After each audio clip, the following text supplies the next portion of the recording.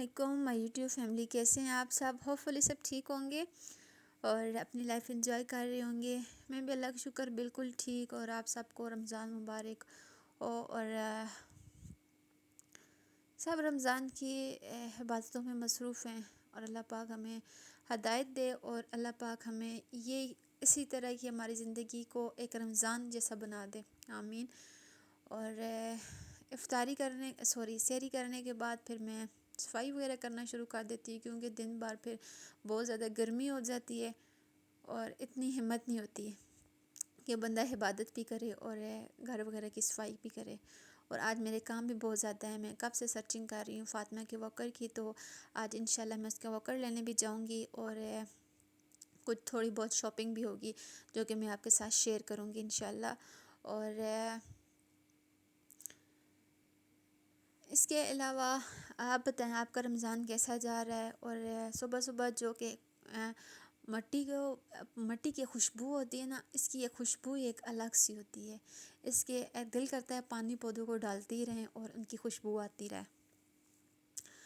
تو میں سب سے پہلے ٹیرس پہ اس لیے آتی ہوں کہ ادھر ایک ہوتا ہے مسجد، نزدیک مسجد ہے، ادھر ایک مسجد امام اپنی ایک تقریر کر رہے ہوتے ہیں، جو کہ ان کی تقریر مجھے بڑی اچھی لگتی ہے۔ تو آج ان کی تقریر کا موضوع تھا کہ کسی کی زندگی میں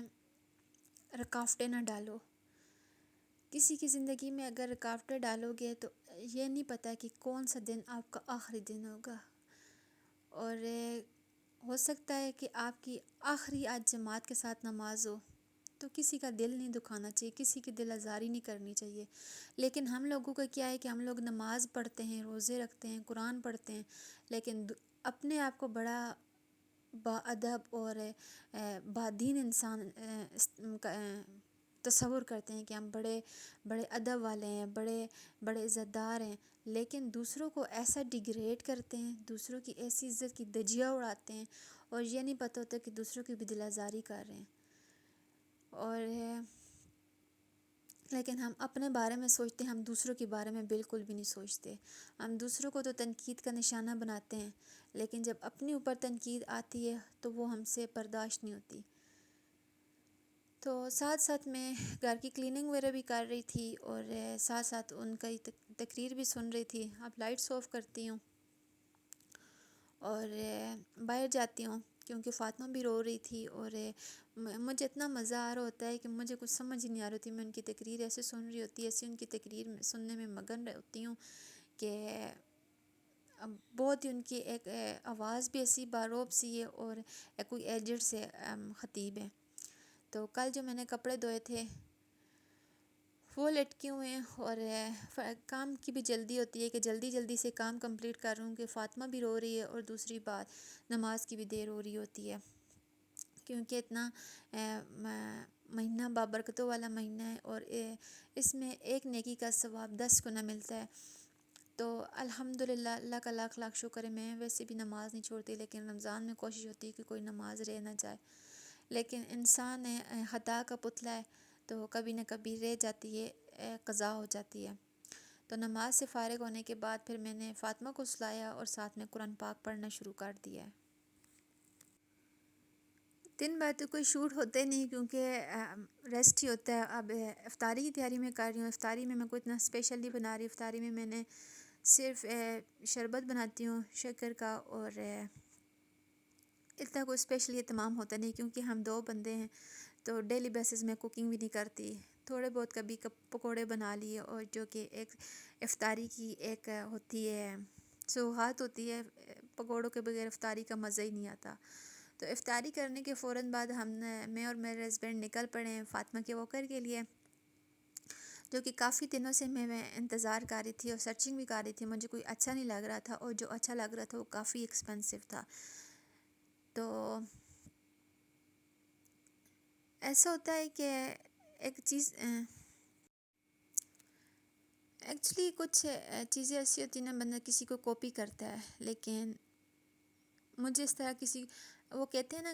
کول چلا ہنس کی چال تو اپنی بھی بھول گیا، تو مجھے کسی کو کاپی کرنے کا کوئی شوق نہیں ہے۔ جو مجھے کاپی کرتے ہیں مجھے بڑا اچھا لگتا ہے کہ کوئی مجھے اتنی زیادہ امپورٹنس دے رہا ہے۔ تو ابھی ہم لوگ آ گئے ہیں زمان سن پہ، تو میں نے کامرہ میں جو زمان سانے ادھر دیکھے تھے، ادھر واکر بہت پیارے پیارے تھے، اور ایکسپینسو تو تھے ہی تھے، لیکن بہت پیارے تھے۔ اور جو اٹک زمان سانے میں نے ادھر آ کے چیک کیے، ادھر مجھے کوئی بھی اچھا نہیں لگا، اور سیم پرائز وہی والی تھی جو کامرہ میں زمان سان کی ہے، لیکن کوالٹی میں بھی اور ڈیزائننگ میں بھی وہ چیز نہیں تھی جو میں چاہ رہی تھی۔ تو میں کامرہ کو چھوڑ کے آئی ہوں اٹک، میں نے کہا چلو اٹک میں لے لوں گی کہ اٹک سے میرے لیے لینا آسان ہوگا۔ تو کامرہ میں جو ورائٹی ہے وہ اٹک میں نہیں ہے، اور جو اٹک میں ورائٹی ہے وہ کامرہ میں نہیں ہے۔ اگر آپ لوگ زمان سان پہ گئے ہیں تو مجھے لازمی بتائیے گا کہ کس طرح کے کیا ڈفرینشیٹ ہے۔ میں نے تو یہ دیکھی ہیں کہ کامرہ میں زیادہ ورائٹی ہے، اور کچھ چیزیں ایسی ہیں جو کہ اٹک میں ہیں، میں نے کافی چیزیں ایسی ادھر پتہ کی ہیں تو وہ کہتے ہیں کہ وہ اٹک زمان سن پہ ہیں، اور کچھ اٹک زمان سن سے پتہ کی وہ کہتے ہیں کامرہ پہ ہیں، ہم آپ کو ادھر سے منگوا دیں گے۔ تو یہ رہا فاطمہ کا واکر، جو کہ مجھے بہت اچھا لگا تھا، جو کہ میں نے ایک لوکل شاپ سے بائی کیا ہے، جو کہ میں مالس وغیرہ میں اب زیادہ تر چیزیں نہیں بائی کرتی، کیونکہ مالس میں ہوتا ہے ٹیکس لگے ہوتے ہیں، اور یہی واکر جو تھا مال میں مجھے 7,500 کا مل رہا تھا، اور سیم کوالٹی سیم چیز یہی میں نے باہر سے بائی کی ہے، وہ 2000 کی ہے۔ تو دیکھیں کتنا زیادہ ڈفرینشیٹ ہے پرائز میں، کہاں 7,000 اور 7,500 اور کہاں 2,000۔ تو باہر لوکل شاپ سے بندہ لے تو وہ بارگیننگ بھی کر لیتے ہیں، کیونکہ انہوں نے اپنے کرائے وغیرہ دینے ہوتے ہیں، اور مالس وغیرہ میں انہوں نے اپنے ٹیکس لینے ہوتے ہیں، تو مالس میں تو فکس قیمت ہوتی ہے۔ تو اس لیے میں اب پریفر کرتی ہوں لوکل شاپ سے ہی شاپنگ کرنے کی، کیونکہ لوکل شاپ پہ چیزیں کافی سستی مل جاتی ہیں، کافی اچھی چیز کی مل جاتی ہیں۔ تو گھر آ کے کافی تھکاوٹ ہو چکی تھی، اب چائے پیتی ہوں، چائے کے بعد انشاءاللہ نماز پڑھیں۔ نماز سے فارغ ہونے کے بعد پھر میں سیدھا ٹیرس پہ آ گئی، کچھ پودوں کو پانی بھی لگاتی ہوں، اور تنہائی میں بیٹھ کے اللہ سے دیر و ڈیر باتیں کروں۔ مجھے کھلے آسمان کے نیچے اپنے اللہ سے باتیں کرنا بہت پسند ہے، کیونکہ ایک وہی ذات ہے جو بندے کو بندے کے دل سے غنی کرتی ہے، بندے کی بات سنتی ہے، اور مجھے اس طرح اپنے اللہ سے شیئرنگ کر کے بہت سکون ملتا ہے، کیونکہ کسی کی لائف کو جینا نہیں بنتا، کیونکہ کسی کی لائف کو اگر جب آپ تنگ کرتے ہیں تو آپ تو کچھ دیر کے لیے سکون آپ کو مل جاتا ہے، لیکن کسی کی لے کے آپ کی پوری زندگی اجیرن بن سکتی ہے۔ تو بجائے ہمیں دوسروں کی زندگی کو تنگ کریں، دوسروں کو ٹارچر کریں، تو ہم اپنے اوپر ہی کیوں نہ توجہ دیں۔ ہم اپنا کنیکشن تو اپنے اللہ سے مضبوط بنا رہے ہوتے ہیں، لیکن ساتھ ساتھ ہم دوسروں کو بھی ٹارچر کر رہے ہوتے ہیں۔ تو بجائے ہمیں اپنے اللہ کے ساتھ کنیکشن کو ایسا رکھیں کہ ہم اپنے کل کیا جواب دے ہوں گے۔ میں تو یہ بات سوچتی ہوتی ہوں، اور آج ایک مولوی کے وہ جو صبح میں تقریر سنی تو اس میں یہی کہہ رہے تھے کہ معاف کر کے سویا کریں، یہ نہ کہ کون سی رات پتہ نہیں آخری ہو، کون سی نماز آخری ہو، نماز ادا کر کے سویا کریں۔ مجھے ان کی بات اتنی دل کو لگی، میں نے کہا ہم کتنا چاہتے ہوئے بھی کسی کا دل دکھا رہے تھے، لیکن ہمیں نہیں سمجھ آ رہی تھی کہ ہم کسی کا دل کیسے دکھا رہے ہیں، اور ہمیں بڑا سکون مل رہا ہوتا ہے۔ تو بجائے کسی دوسرے کی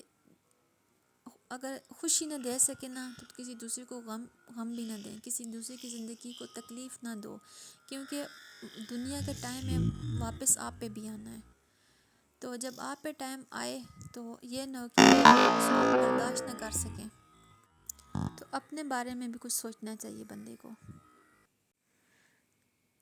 اس کے بعد ہم دونوں ہسبینڈ وائف باہر آ گئے، کیونکہ لیٹ نائٹ کریونگ ہو رہی تھی، اور اسی کلپ کے ساتھ آپ سے چاہتی ہوں اجازت کہ جہاں رہیں خوش رہیں، اور اللہ پاک اس رمضان کے صدقے آپ سب کی تمام پریشانیاں دور کرے، کسی کے صدقے اللہ پاک مجھ پہ بھی رحم فرمائے، آمین ثم آمین۔ اور پلیز میرے چینل کو زیادہ سے زیادہ سبسکرائب کیجیے گا، اور میری ویڈیوز کو زیادہ سے زیادہ لائک اینڈ شیئر کیجیے گا۔ Thank you so much for your cooperation.